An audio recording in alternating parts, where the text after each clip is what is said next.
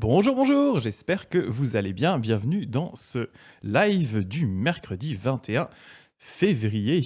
Oui, donc je disais aujourd'hui, je voulais vous parler à nouveau donc du Sutra du Lotus et j'avais envie de vous parler d'une parabole, donc d'une histoire qui est en fait la plus connue du Sutra du Lotus et en fait le chapitre s'appelle tout simplement la parabole. Donc voilà, c'est vraiment la plus connue du Sutra du Lotus et c'est la parabole de la maison en feu.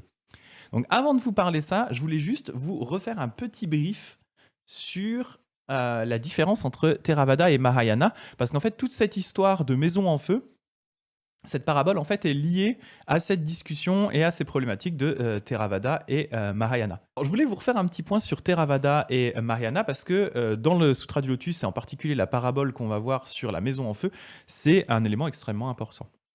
Donc pour rappel, hein, on a deux branches principales du bouddhisme. On a d'un côté le Theravada et d'un côté le Mahayana. Le Theravada, c'est la branche qui s'approche le plus de ce que le Bouddha enseignait il y a 2500 ans. Le Mahayana, c'est une évolution un petit peu plus tardive. Et donc, quelles sont les différences entre ces deux branches, hein? J'avais déjà montré ça il y a 2 semaines, mais je pense que ça vaut le coup de se rafraîchir. Le Theravada, déjà, va mettre l'accent sur la libération personnelle. Donc, le but dans le Theravada, c'est de devenir un aharat, un arahant, ou comme vous voulez, en fait, ce qu'on appelle un...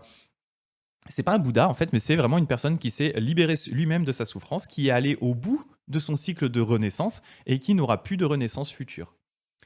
Ça, c'est donc l'idéal Theravada, c'est ça. Je pratique en tant que moine pour ma libération. Dans le Mahayana, on va mettre l'accent sur la libération de tous les êtres. Et donc, et on le voit en fait dans l'étymologie de Mahayana, qui veut dire en fait le grand véhicule. Et souvent, ce qui se passe, et à l'époque notamment où se passe le Sutra du Lotus, hein, où le Sutra du Lotus est rédigé, c'est que le Mahayana commence à prendre de l'ampleur, et les moines Mahayana ont tendance à critiquer assez fortement les moines Theravada en leur disant « Les gars, en fait, vous n'allez pas au bout de la voie bouddhiste, vous êtes des égoïstes, vous pensez qu'à votre propre petite libération vous-même, et en gros, ben, du coup, vous suivez une espèce de voie inférieure. » Et du coup, ils vont les appeler Hinayana, qui veut dire en fait le petit véhicule. Donc on a le grand véhicule et ils vont dire vous êtes le petit véhicule, vous êtes tout seul sur votre moto, nous on est dans le bus et on amène tout le monde avec nous. Donc ça, c'est la première chose. Il y a vraiment cette critique. Et à l'inverse, les moines Theravada vont leur dire ouais, en fait, vous suivez des sutras, ça n'a même pas été prêché par le Bouddha. En fait, c'est des trucs qui ont été écrits après et vous les attribuez au Bouddha. Donc nous, on n'y croit pas à vos trucs. Donc on va vraiment avoir voilà, ce petit fight entre Theravada et Mahayana là-dessus. Pareil, et là, ça rejoint aussi cette discussion, dans le Theravada, on a deux classes de disciples. On a les laïcs et les moines. Les moines sont ceux qui œuvrent pour leur... Moines et nonnes, je mets moines et nonnes en même temps, bien sûr, hein. Les moines et les nonnes sont ceux qui œuvrent pour leur libération personnelle. Et salut, citron, rhum, sucre. Pourquoi on a tant de gens qui ont des pseudos de nourriture? Vous êtes géniaux. Continuez à mettre des pseudos de nourriture dans le chat, j'adore. Je suis un fan des pseudos de nourriture avec steak haché, bouteille d'eau et citron, rhum, sucre. Vous êtes incroyables. Donc on a deux classes de disciples. Donc je disais voilà, les moines et nonnes, hein, je les mets ensemble, hein. En réalité, on dit qu'on a 4 classes que j'ai regroupées en deux, c'est-à-dire on a les laïcs hommes et femmes. Ça fait 2. Et les moines et les nonnes, ça fait 2. Donc en fait, on a les laïcs et les religieux, si vous voulez. Et donc, en fait, les moines, leur but, c'est d'œuvrer à leur propre réalisation personnelle, le fait de pouvoir sortir eux-mêmes du cycle des naissances et des morts. Le but des laïcs, c'est de subvenir aux besoins des moines, hein, comme on disait tout à l'heure, en leur donnant à manger, par exemple, en leur donnant des vêtements, dans le but de gagner des mérites, c'est-à-dire en donnant, on estime, c'est un peu comme, voilà, vous engrangez des mérites, hein, vous engrangez de l'argent sur votre petit compte de mérite, un petit compte personnel de mérite. Chaque fois que vous donnez à manger aux moines ou vous leur donnez une robe et tout, ben hop, votre solde de mérite, il augmente. Et en fait, grâce à ces mérites-là, vous allez pouvoir les dépenser, entre guillemets, pour avoir une meilleure renaissance. Et du coup, le but pour les disciples laïcs, c'est idéalement de pouvoir renaître la vie d'après en tant que moine, c'est-à-dire d'être libérés de leurs obligations, par exemple familiales, professionnelles, etc., pour pouvoir devenir des moines. Donc on n'a que ces deux classes.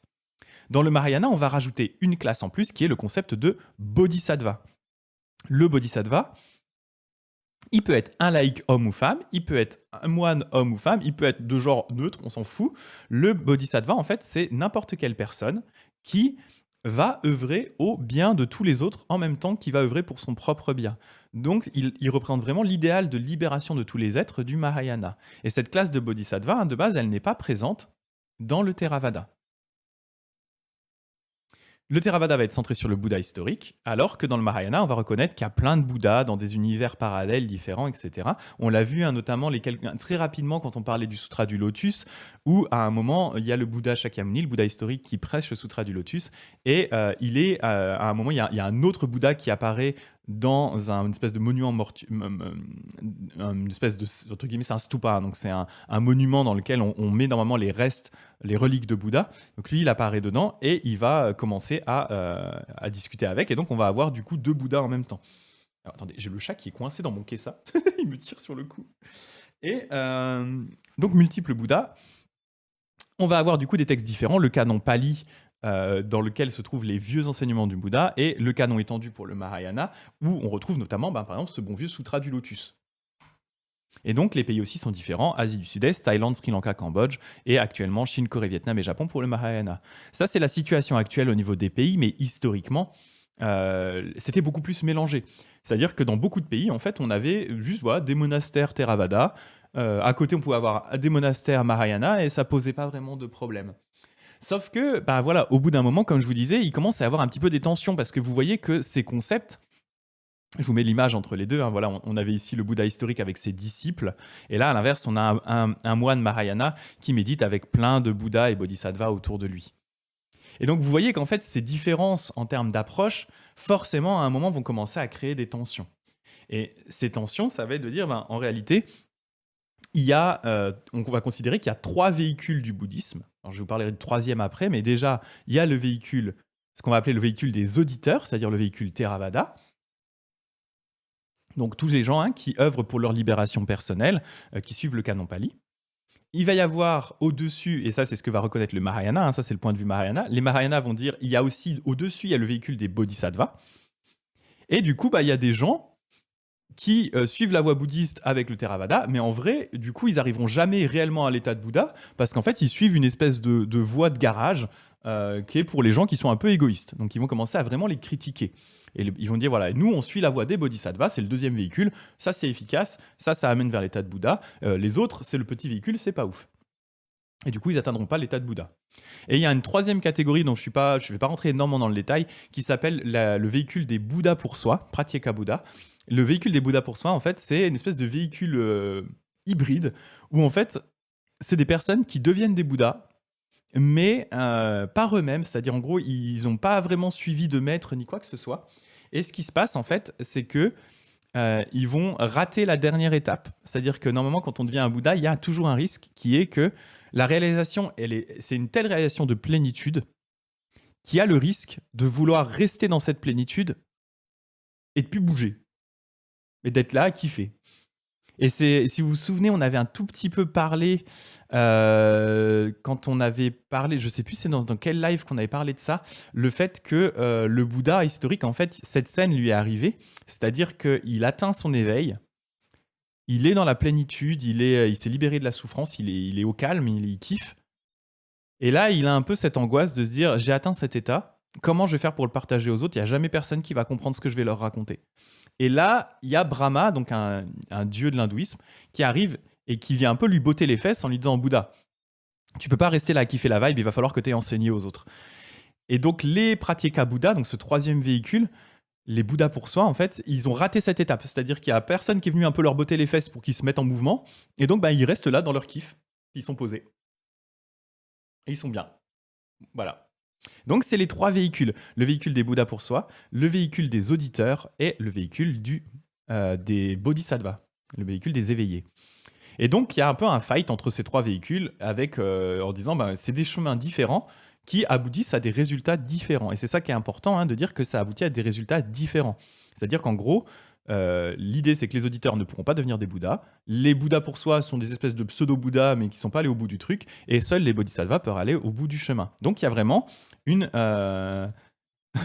Laisse-moi kiffer. Oh, j'ai la ref de Gilly là. Les Bouddhas pour soi, c'est Diams en fait. Mais oui, voilà, laisse-moi kiffer la vibe.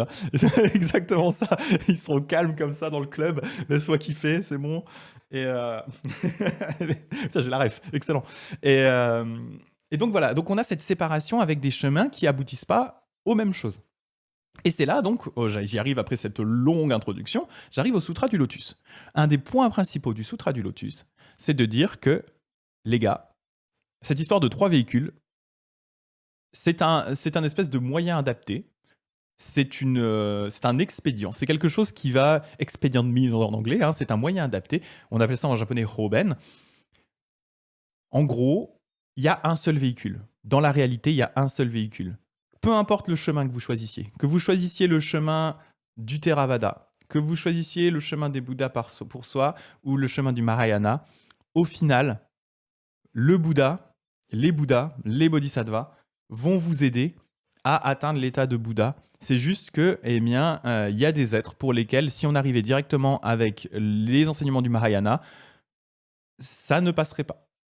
Les gens n'accrocheraient pas, ça poserait problème. Donc, pour ces personnes-là, on va leur enseigner le Theravada.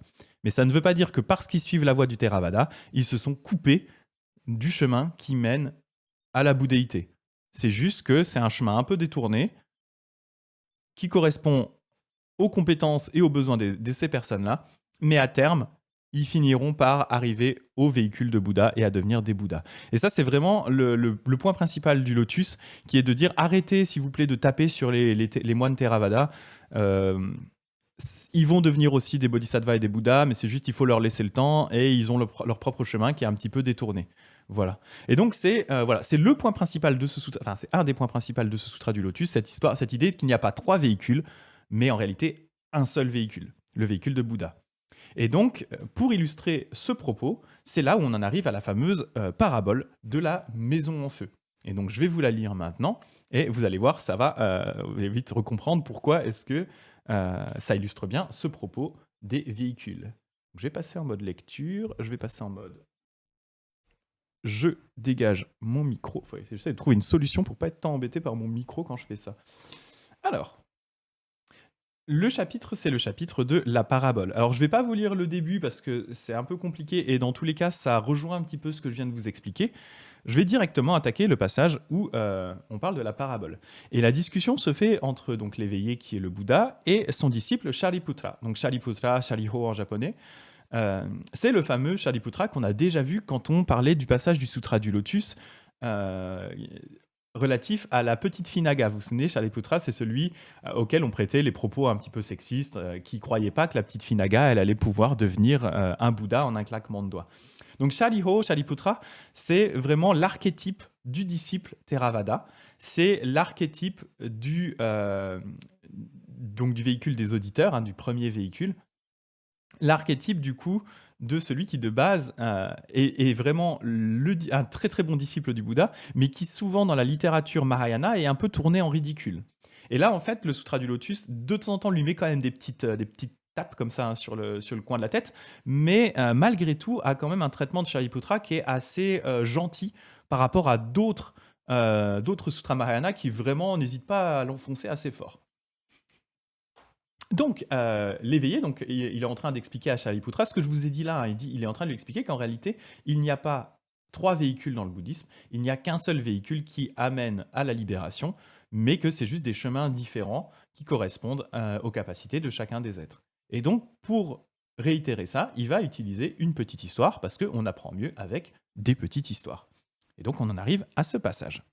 Alors, l'éveillé proclama à Shariputra: N'ai-je pas dit auparavant que si les éveillés, vénérés du monde, prêchaient la loi à l'aide d'une variété d'expédients, relations, paraboles et locutions, c'était toujours en vue de l'éveil complet et parfait, sans supérieur.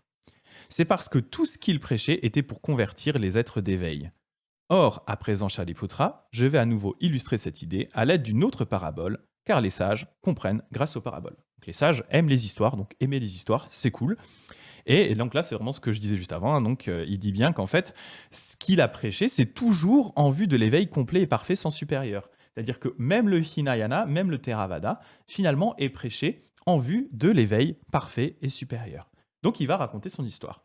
Shariputra, imagine que dans un pays, une région, un village, il y avait un grand maître de maison, d'un âge fort avancé et à la fortune incalculable, possédant abondance de champs, de résidences, de serviteurs. Sa maison était immense et n'avait qu'une seule porte.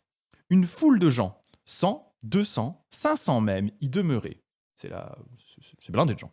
Les salles et les pavillons en étaient vermoulus, les murs croulés Les piliers étaient pourris à la base, les poutres dangereusement gauchies.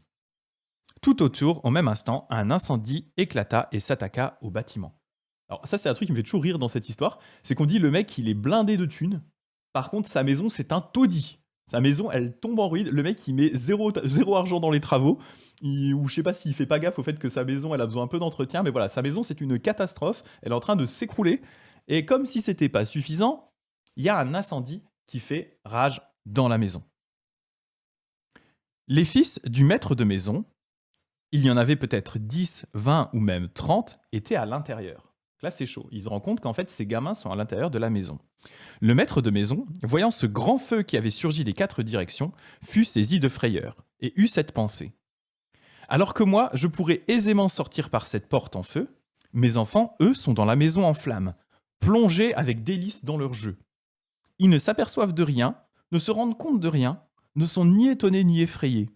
Le feu les menace, la douleur est imminente, et ils n'ont nulle angoisse en leur cœur. Ils n'ont pas l'intention de chercher à sortir. Donc les gamins, ils sont en mode, je sais pas, ils doivent faire de l'urbex, ou en tout cas ils s'amusent avec leurs jouets, ils sont très très bien dans la maison en feu. Ils sont comme je vous ai dit, le petit chien en haut à droite du, du chat.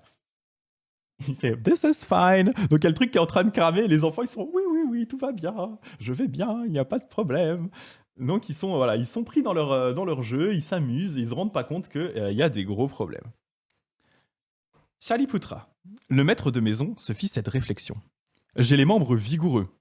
Je devrais les faire sortir du bâtiment à l'aide de vêtements, de potiches ou encore de tables. Alors je sais pas s'il veut les mettre sur des tables pour les porter, c'est une bonne question. Mais il se dit alors, cette maison n'a qu'une seule porte. Encore est-elle bien étroite. Il l'a conçue avec les fesses, sa maison. Je sais pas ce qu'il a fait. Mes enfants sont petits. Ils ne savent rien. Plongés dans leur jeu, ils risqueraient de tomber et de finir brûlés.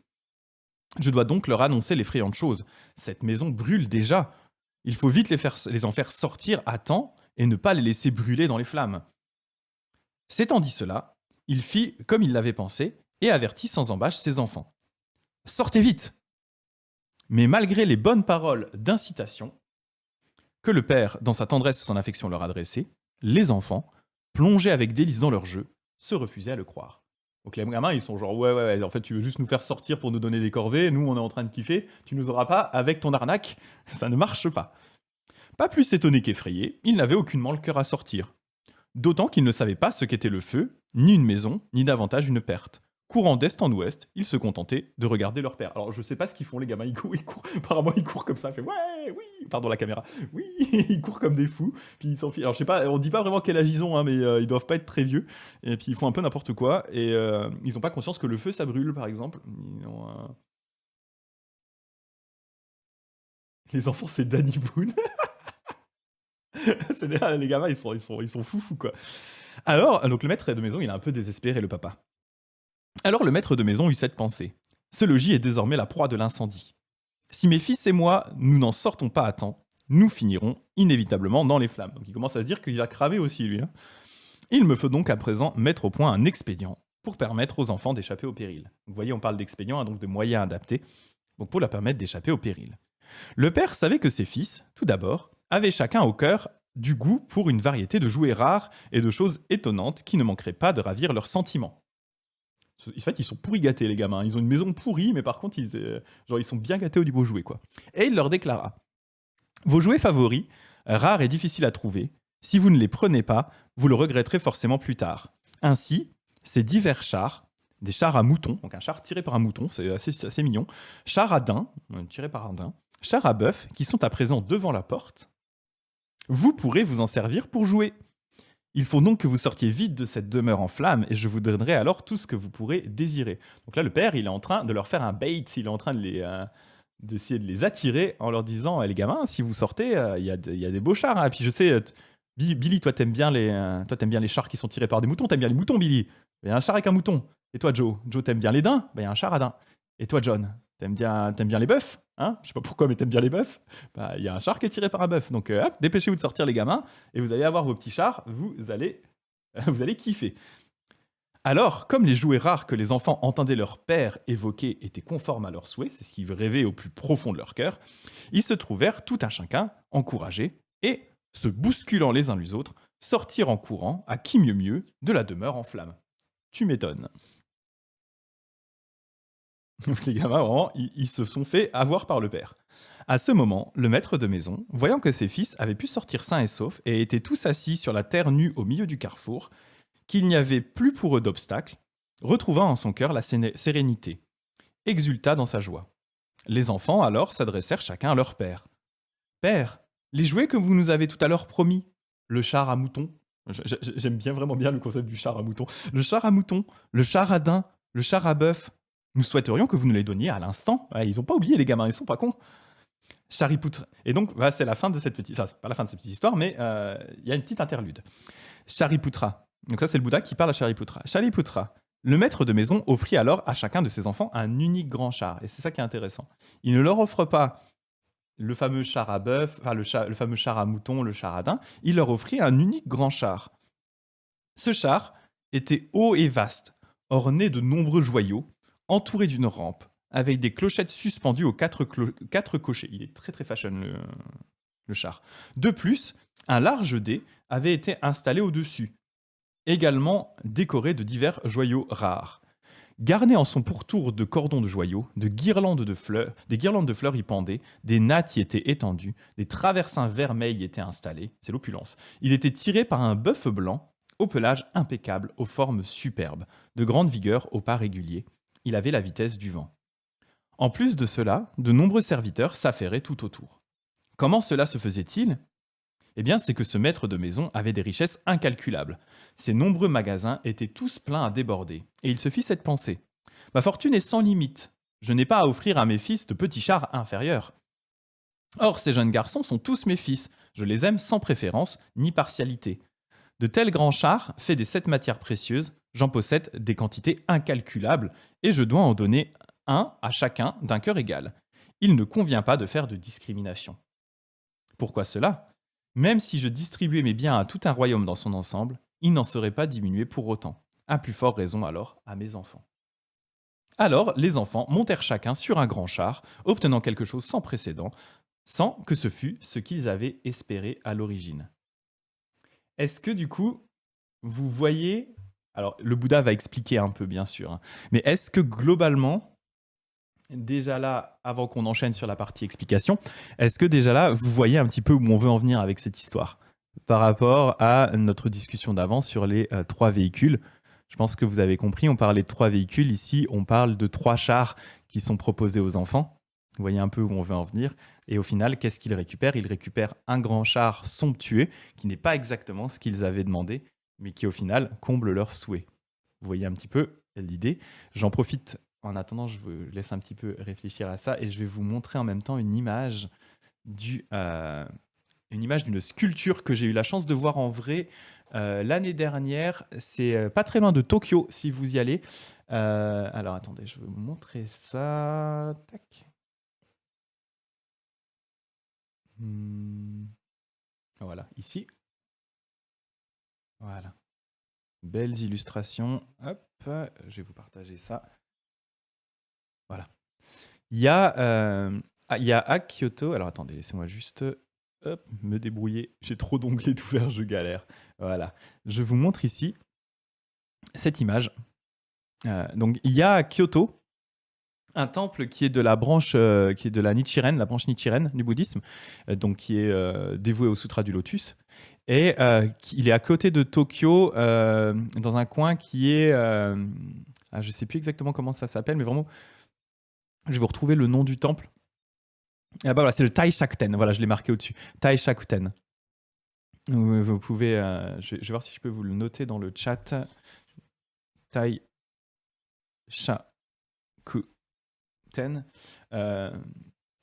Ah, mince. Je ne peux pas écrire dans mon propre chat. Excusez, je vais le refaire là. Hop. Taishakuten. Alors, ce temple, en fait, est très sympa parce que la partie...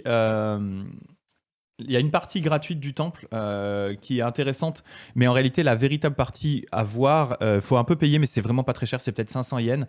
Et en fait, dans cette partie-là, il y a tout le tour du temple en fait, donc vous pouvez y accéder. Il y a tout le tour du temple qui sert en fait d'illustration via des sculptures en bois des parties principales du Sutra du Lotus. Donc on a notamment l'histoire de la petite fille Naga et on a bien entendu cette parabole qui est la plus connue, qui est la parabole de la maison en feu. Et donc là, vous voyez, on retrouve les différents éléments. On retrouve les gamins qui font n'importe quoi, ils font les foufous ici. Là, on a le maître de maison. Là, je pense que c'est le père qui est un peu en stress. Vous voyez la maison qui est en flammes ici. Et on a les fameux 3 chars qui sont de base promis aux enfants, qui finalement, ils n'auront pas ces 3 chars, ils auront un seul grand char. Donc voilà, je vous montre ça. J'avais ici une illustration un peu plus en détail, où on voit les chars. Voilà. Avec, bon, alors c'est pas un mouton, a priori c'est une chèvre, donc je pense souci de technique à savoir traduction peut-être, entre chèvre et mouton, on s'embrouille un peu. Voilà, le daim, et il y a un bœuf là en bas. Voilà, et c'est très joli, franchement, toutes ces sculptures sont magnifiques. Voilà, si vous passez à Tokyo, vous pouvez y aller, c'est vraiment juste à côté. Vous pouvez le faire dans la journée, c'est l'occasion de voir un temple avec quelque chose de très joli. Voilà, et du coup, on a Gilly et Temachin qui disent peu importe le véhicule, il pourra mener à l'éveil au bonheur. Exactement. Oui, peu importe le chemin, l'éveil est accessible à tous. C'est exactement ça. C'est exactement ça. Et du coup, vous allez voir, hein, on va reprendre du coup un peu plus le détail du Bouddha. Je vais vous remettre le livre. On va reprendre du coup un petit peu les explications du Bouddha à ce sujet. Donc le Bouddha vient de finir son histoire et il va demander à Shariputra. Shariputra, quel est ton sentiment? Ce maître de maison, en donnant de façon égale un grand char de précieux joyaux à ses fils, aurait-il fait preuve d'extravagance ou non? Alors c'est un peu l'opulence, hein, moi je trouve, mais bon. Shariputra dit, non vénéré du monde, ce maître de maison n'a fait que permettre à ses fils d'éviter le danger de l'incendie et de garder la vie sauve. Ce n'est pas de l'extravagance. C'est un bon point. Pourquoi cela? Garder la vie sauve revient déjà à avoir gagné un jouet à son goût. À plus forte raison, alors de les avoir arrachés et sauvés de cette demeure en flammes par un expédient. Véréré du monde, si ce maître de maison ne leur avait pas même donné le moindre petit char, ils n'auraient encore pas fait preuve d'extravagance. Pourquoi cela? Ce maître de maison avait tout d'abord eu cette pensée. Je dois permettre à mes fils de sortir grâce à un expédient. Et de par cette condition, il est exempt d'extravagance. À plus forte raison si, sachant que ses propres richesses étaient innombrables, il voulait les combler de bienfaits en leur donnant tout un grand char. À tous un grand char. Donc là, c'est un peu la discussion, Charlie Poutrac, le côté extravagant, mais c'est aussi un petit peu le côté, est-ce que tu penses que du coup, ils se sont fait un petit peu berner par cette histoire? Est-ce qu'on peut considérer que c'est un peu une arnaque? Donc Charlie Poutrac, il dit, bah non, je comprends la démarche. C'est sûr que voilà, à la fin, finalement, ils sont comblés, et même s'ils n'ont pas eu exactement ce qu'ils espéraient avoir au début, mine de rien, eh bien, ils ont la vie sauve, ce qui est déjà très bien, ils ont pu sortir de la maison en feu, et en plus de ça, ils atteignent un bénéfice qui les comble complètement, qui est ce grand char en joyaux tiré par un super bœuf blanc. Donc, il veut dire, c'est pas forcément une arnaque. Et donc, l'éveillé déclara à Shariputra, c'est bien, c'est fort bien, il en est comme tu le dis, Shariputra. L'ainsi venu, donc ça c'est le Bouddha, hein, l'ainsi venu est lui aussi comme cela. Donc là, justement, on va commencer à décrire un petit peu mieux où le Bouddha veut en venir. Donc l'ainsi venu est aussi comme cela, car il est père de l'ensemble des mondes, ayant de longue date mis fin, sans qu'il en restât rien, à la peur, à la désolation, au chagrin, à l'ignorance, aux ténèbres, ayant réalisé en leur incalculable totalité le savoir et la vision, et les puissances, l'absence de crainte, muni du grand pouvoir surnaturel comme du grand pouvoir de la sagesse. Il réunit totalement les expédients et la perfection de sapience, de grande compassion et de grande commisération. Il ne connaît jamais la fatigue. Constamment en quête du bien, il dispense à tous ses bienfaits. Donc là, le Bouddha, il dit, voilà, moi je suis comme le père, en fait. Hein, moi je suis sorti de l'ignorance, c'est-à-dire je suis sorti de la maison en feu, je sais ce qui se passe, et mon but c'est d'œuvrer constamment au bien de tous les êtres, sans discrimination. Et donc, et là, il continue avec l'analogie via la maison en feu. Il dit, or, donc là, il parle du Bouddha, hein, donc il parle de lui-même. Hein, or, d'ailleurs, il se parle souvent de lui-même à la troisième personne, hein, donc là, c'est le cas. Hein.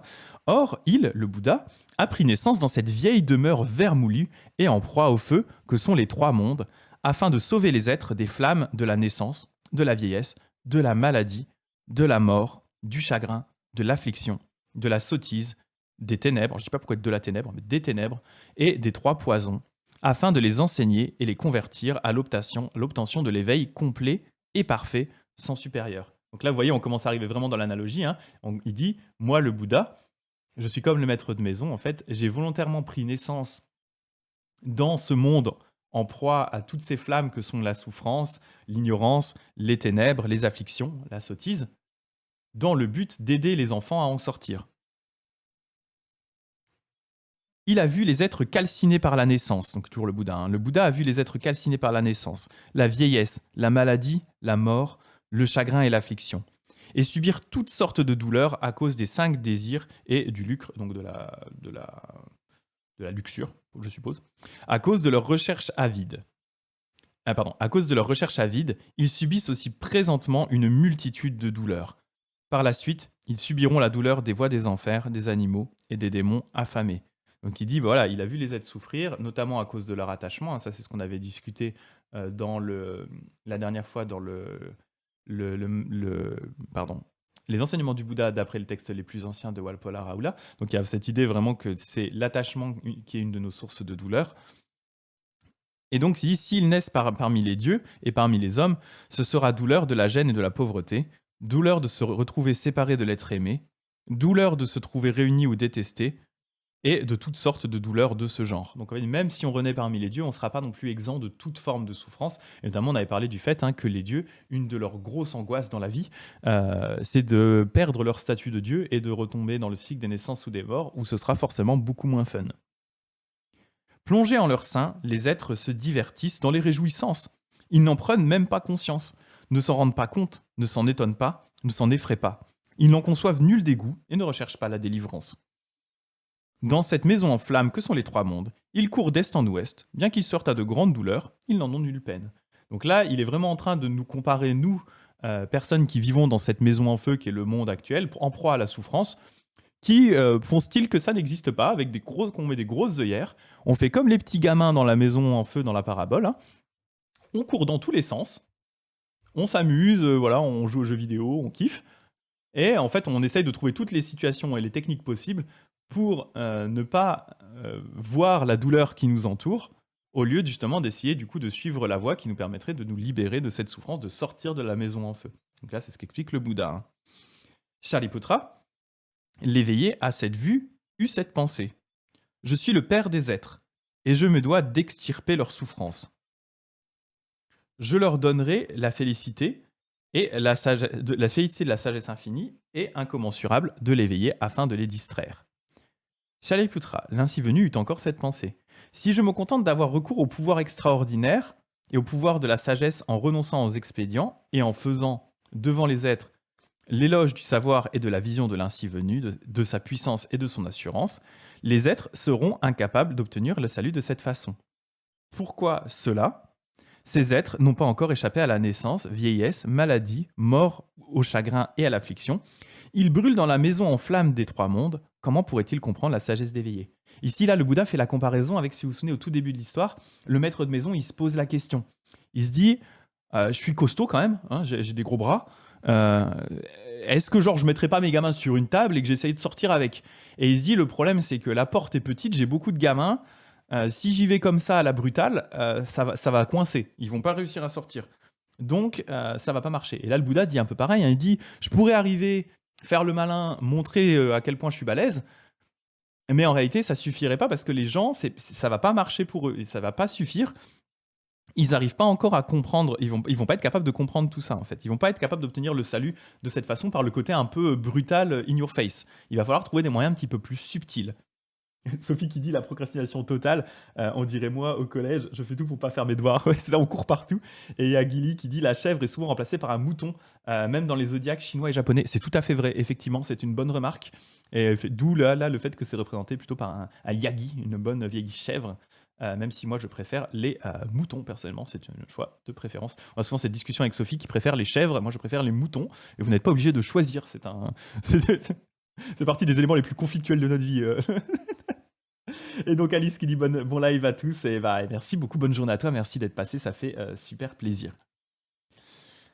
Donc on va continuer, hein, Shariputra qui dit, le Bouddha qui dit à Shariputra, de même, Shariputra, de même que ce maître de maison, malgré la vigueur de ses membres, ne l'utilisa pas, mais eut recours avec tact à des expédients pour sauver ses fils du péril de la maison en flammes, alors qu'il donna après un grand char précieux à chacun, ainsi en est-il de l'ainsi venu, donc du Bouddha. Bien qu'il ait puissance et assurance, il ne l'utilise pas et n'a recours qu'aux expédients de sa sagesse pour arracher les êtres à la demeure en flammes des trois mondes.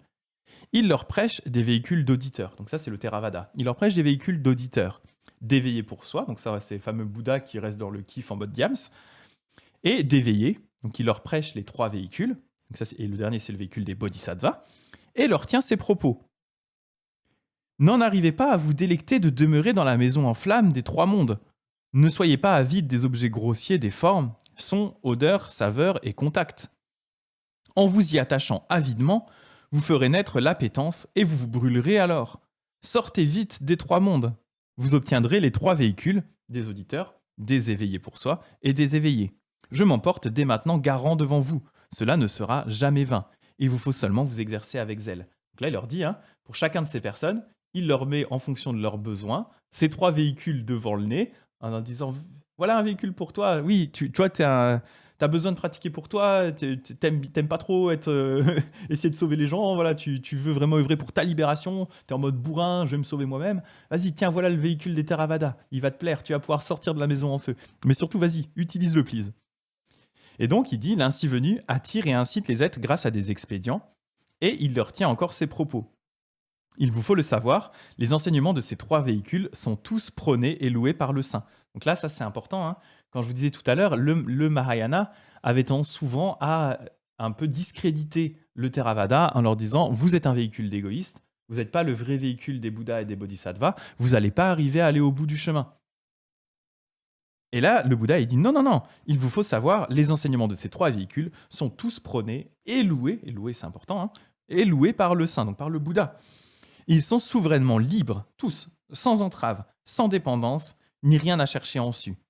Qui monte sur ces trois véhicules grâce aux racines dépourvues d'infection, aux forces, à l'éveil, à la voix, à la méditation, à la délivrance, au recueillement, se délectera de lui-même et obtiendra alors soulagement et félicité incommensurables. Donc ça, c'est vraiment le sutra du lotus qui tend la main au Theravada en leur disant « Ok, on va arrêter de se taper sur la tête. Non, non, non. En fait, autant vous que nous, le but, c'est de devenir des Bouddhas à la fin. Vous n'êtes pas une voie moins valable que la nôtre. » Shariputra, s'il est des êtres qui ont en eux une nature de sagesse et qui, entendant la loi de l'éveillé vénéré du monde, la reçoivent avec foi, désirent avec intelligence et énergie sortir rapidement des trois mondes et se mettent spontanément en quête de l'extinction, ceci constitue le véhicule des auditeurs. Ils sont comme ceux des enfants qui sortent de la maison en flammes pour chercher le char à mouton.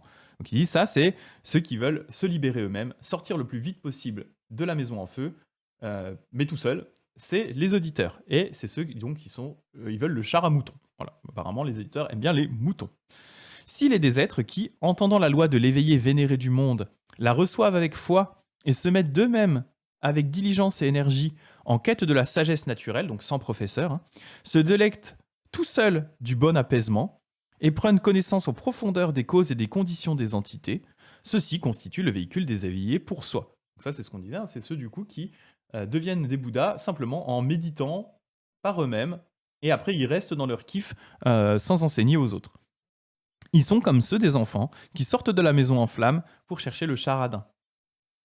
S'il est des êtres qui, entendant la loi de l'éveillé vénéré du monde, la reçoivent avec foi et se mettent en quête, avec diligence et énergie, de l'omniscience, de la sagesse d'éveillé, de la sagesse naturelle, de la sagesse sans maître, du savoir et de la vision, des forces et de l'assurance d'ainsi venu, et qu'apitoyés par les innombrables êtres et voulant leur bien, ils dispensent leurs bienfaits aux dieux et aux hommes, et les délivrent tous tant qu'ils sont. Ceci constitue le grand véhicule. Donc vous voyez ici la différence, le grand véhicule, c'est ceux qui vont chercher à pratiquer, mais aussi principalement dans le but, comme il dit ici, d'aider les gens qui dispensent. Donc, il dit apitoyés par les innombrables êtres et voulant leur bien, dispensent leurs bienfaits aux dieux et aux hommes et les délivrent tous tant qu'ils sont. Donc, on va vraiment mettre en avant la délivrance de tous les êtres et pas que soi. Ils sont donc comme ces enfants qui sortent de la maison en flammes pour chercher le char à bœuf. Shariputra, de la même façon que ce maître de maison, voyant que ses fils avaient pu sortir sains et saufs de la maison en flammes pour arriver en lieu sûr, se dit que, sa richesse étant incalculable, il allait leur faire cadeau également d'un grand char. Ainsi en est-il pour l'ainsi venu, qui est le père de l'ensemble des êtres. S'il voit les millions de myriades d'innombrables êtres sortir de la douleur, des voies périlleuses et effrayantes des trois mondes, par la porte de la doctrine de l'éveillé, gagnant ainsi l'extinction, l'ainsi venu a alors cette pensée. Je possède le trésor incalculable, infini, des attributs d'éveillé, la sagesse, les puissances, l'assurance et autres. Ces êtres sont tous mes enfants, et je leur donnerai pareillement un grand char. Je ne permettrai pas que certains soient seuls à obtenir de passer en disparition, et je les ferai tous passer dans la disparition d'ainsi venu. Donc là, ce qu'il dit, c'est comme le maître de maison, il va leur offrir en réalité, malgré ces trois voies, qui en fait sont des chemins pour sortir de la maison en feu, prendre conscience que la maison déjà est en feu, se décider à en sortir, mais à la fin, ce qu'il va leur offrir, c'est le véhicule d'éveillé, qui est comparé ici au grand bœuf, au grand char avec un grand bœuf blanc. À ceux des êtres qui se seront délivrés des trois mondes, il donne intégralement les instruments de divertissement que sont les méditations et les délivrances des éveillés. Ils sont tous d'un aspect unique, d'une unique sorte, loués et exaltés des saints, capables d'engendrer une félicité primordiale, pure et sublime. Shariputra, de même que ce maître de maison a tout d'abord attiré et incité ses fils en évoquant trois chars, pour ne leur donner après qu'un grand char, orné de matières précieuses, de premier confort, et qu'il échappe ensuite aux reproches d'extravagance, ou peut-être même d'entourloupe, ainsi en va-t-il de l'ainsi venu. Il est exempt d'extravagance ou d'entourloupe. Il prêche tout d'abord les trois véhicules pour attirer et inciter les êtres, et ne leur donne ensuite que le grand véhicule pour les mener à la délivrance. Pourquoi cela ? L'ainsi venu possède le trésor incalculable et infini des méthodes, des sagesses, des puissances, de l'assurance, et est capable de donner à l'ensemble des êtres la loi du grand véhicule. Mais ceux-ci ne peuvent la recevoir intégralement. Shariputra, il faut donc se rendre compte de ces circonstances. C'est à cause de la puissance des expédients, des éveillés, que ceux-ci divisent en trois dans leur prédication, l'unique véhicule des éveillés. Donc là, c'est exactement ce qu'on dit, c'est que il dit voilà, il y a des gens, il faut leur enseigner le petit véhicule pour les sortir, mais au final, on va finir par les amener au grand véhicule. Je vais revenir vers vous. Et c'est là où c'est intéressant, mais on voit quand même que c'est une perspective Mahayana. C'est que...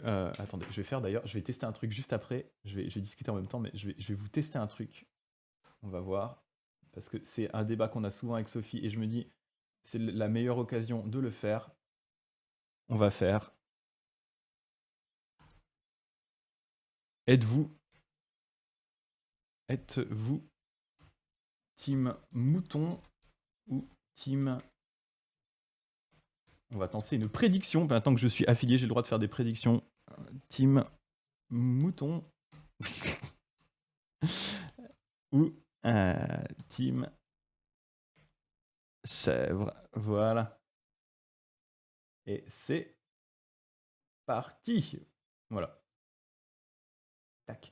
Donc je disais, en fait, c'est là quand même où on voit qu'on a ici affaire à un sutra Mahayana. Parce que malgré tout, vous voyez que le but final du Bouddha, c'est d'emmener les gens vers le véhicule unique d'éveillé qui correspond en réalité au véhicule des bodhisattvas. Mais de façon encore, on va dire, plus beau et plus poussé. Et si vous vous rappelez la métaphore, donc la parabole de la maison en feu, on avait trois chars dans la maison en feu. Trois chars qui étaient promis aux gamins. On avait le véhicule, donc on avait le char tiré par un mouton / chèvre, qui... bonjour Cupidon. Donc on avait le char qui était tiré par un mouton / chèvre, qui était en réalité le véhicule des auditeurs, donc le véhicule Theravada. On avait le véhicule tiré par un daim, qui est quand même le plus stylé à mon sens, mais bon, tiré par un daim qui correspondait au véhicule des Bouddhas pour soi. Et on avait un bœuf, un char tiré par un bœuf, qui correspondait au véhicule des bodhisattvas. Et qu'est-ce qu'au final le Bouddha va offrir à tout le monde quand on sort de la maison en feu ? Un char extrêmement bien décoré, avec des diamants et tout, tiré par un bœuf. Donc malgré tout, alors ils disent que c'est un grand bœuf sublime, blanc, etc., qui correspond en fait au véhicule de Bouddha, mais vous voyez bien que dans la métaphore, dans la parabole de la maison en feu, qui est-ce qui devait avoir un bœuf à la base ? C'est le bodhisattva. Donc c'est là qu'on voit quand même que c'est un sutra Mahayana, c'est que l'idée c'est de dire oui effectivement le véhicule des auditeurs, faut pas considérer que c'est un véhicule qui mène à rien, il finira par amener au chemin des bodhisattvas, mais la conclusion c'est ça, il finira par amener au chemin des bodhisattvas. Donc ils finiront par devenir des moines ou des laïcs du Mahayana. Donc voilà, ça reste une main tendue pour nous dire on vous rejette pas complètement, mais la main qui dit quand même à la fin de toute façon vous allez nous rejoindre, hein. Dans tous les cas vous allez finir par devenir vous aussi des moines du des moines du Mahayana. Donc voilà, c'est la parabole de la maison en feu. J'espère que ça vous a intéressé. J'en ai parlé parce que vraiment, comme je dis souvent, c'est la parabole déjà de 1 qui est la plus connue du Sutra du Lotus. Gilly qui dit tous égaux, mais certains sont plus égaux que d'autres. Genre ouais, c'est un peu ça. Ouais. Le bœuf est plus égaux que les autres apparemment. Et d'ailleurs, je voulais juste venir là-dessus, mais en fait, ce détail m'avait échappé la première fois que j'ai lu le Sutra du Lotus. J'avais pas fait gaffe à ce petit point de détail qui est que il y a quand même une des catégories d'enfants qui devait avoir un bœuf à la base, c'est les bodhisattvas. Et à la fin, qu'est-ce que tout le monde a? C'est un gros bœuf blanc, etc. Donc il y a quand même ce petit détail qui n'est pas anecdotique. C'est pas anecdotique. Et, et voilà. Donc c'était cette parabole, voilà, je disais, je voulais vous en parler parce que ça reste une des paraboles, c'est la parabole la plus connue du Sutra du Lotus, une des plus connues en tout cas, mais probablement la plus connue, et une parabole du coup qui va vraiment se retrouver facilement dans la culture populaire en Asie, notamment au Japon.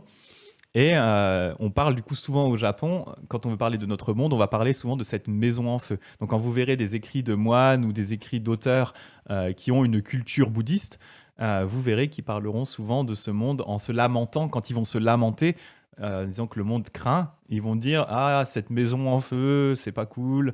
De façon beaucoup plus littéraire que ça, bien entendu.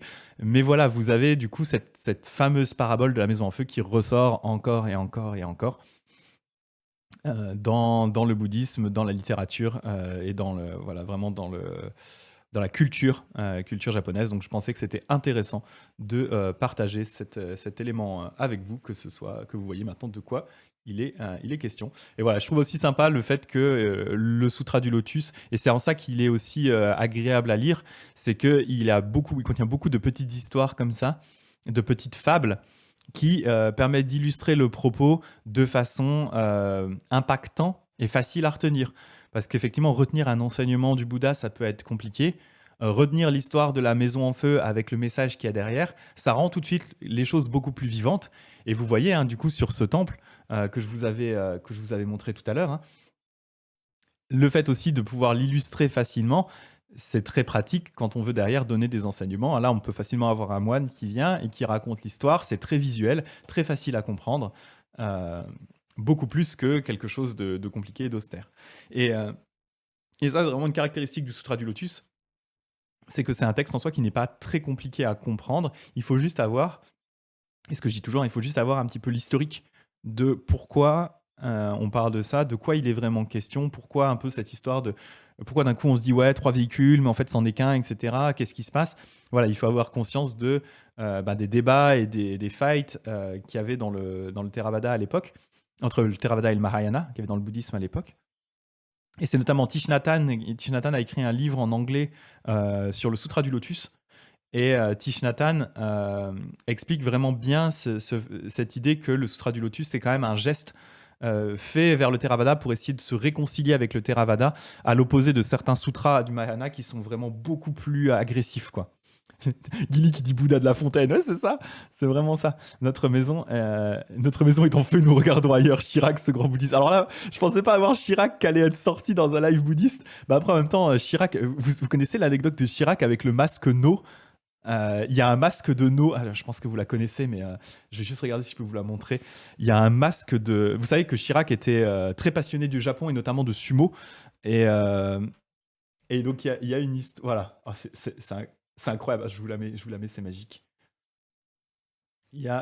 Attendez, je vous trouve le. Je vous mets l'image. Ah, elle était là. Afficher l'image. Euh, Attendez 2 secondes. Ah, voilà, c'est ça. il y a cette image qui est incroyable de, de Chirac. En fait, il y a un masque de No qui a été retrouvé qui ressemble tellement à la marionnette des Guignols de Chirac que les gens avaient halluciné. Voilà, je vous le partage juste pour l'anecdote, comme on balance Chirac, ça me fait rire. Donc voilà, enfin, ce masque est incroyable. Vous voyez là le Guignol, le masque de No et Chirac à côté. Donc voilà, c'était hors sujet, mais ça me fait rire. Donc voilà. Euh, donc voilà pour cette histoire. J'aurais pu vous continuer à lire la partie en vers qui continue et qui résume, mais en gros voilà, c'est en gros la même histoire résumée en vers. Et je pense que voilà, vous avez de toute façon compris le message. Temacha qui dit il avait une grande collection, il me semble, oui c'est possible. En tout cas, c'était un vrai passionné du Japon. On dirait le nez d'un personnage de Pixar, oui c'est sûr. Bah, ça c'est plus pour un peu la vieille génération hein, qu'on pu voir Chirac dans les Guignols il y a longtemps. Je suis plus vieux que j'en ai l'air en vrai. J'ai 38 ans, donc je me rappelle de cette époque.